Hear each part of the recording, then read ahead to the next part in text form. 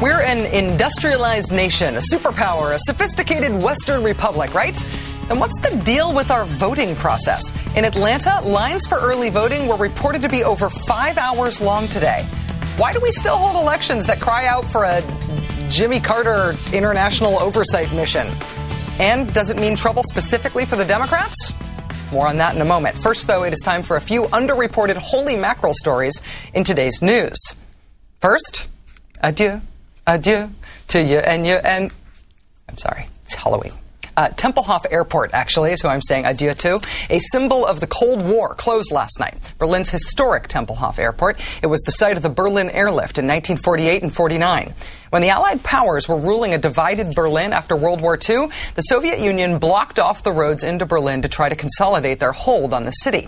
The U.S. and Britain responded by flying millions of tons of fuel and supplies and food to the citizens of Berlin through Tempelhof. Not long after having bombed the daylights out of Germany, American pilots were back, this time with cargo holds full of food. They were dropping candy to German kids on the ground who got to know the flight paths very, very well. Last night, one of the last flights was made out by a vintage DC-3 candy bomber. Then the runway lights went out at Tempelhof for good. The airlift is not all that well remembered here, but I've always thought it was one of America's finest hours in the 20th century. That said, Tempelhof itself was built by the Nazis with slave labor, so it always had sort of a creep factor as a landmark. But because of its landmark status, Tempelhof will not be torn down. Now that it's closed, no one quite knows what's going to become of it.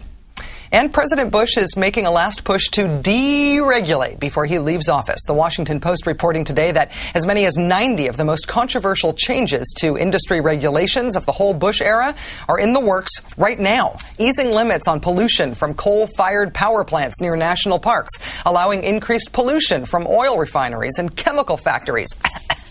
Allowing for dirtier drinking water and more coal slurry waste from mountaintop mines in the streams of Appalachia.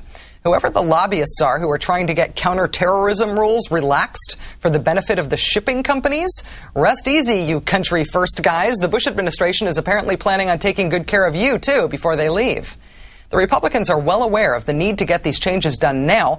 On the afternoon that President Bush was first inaugurated, his chief of staff issued a government-wide memo blocking the new regulations that were drafted in the last days of the Clinton administration. There's a 30-day or 60-day waiting period before regulatory changes become legal, and since Clinton's changes were newer than that, the Bushies just blocked them.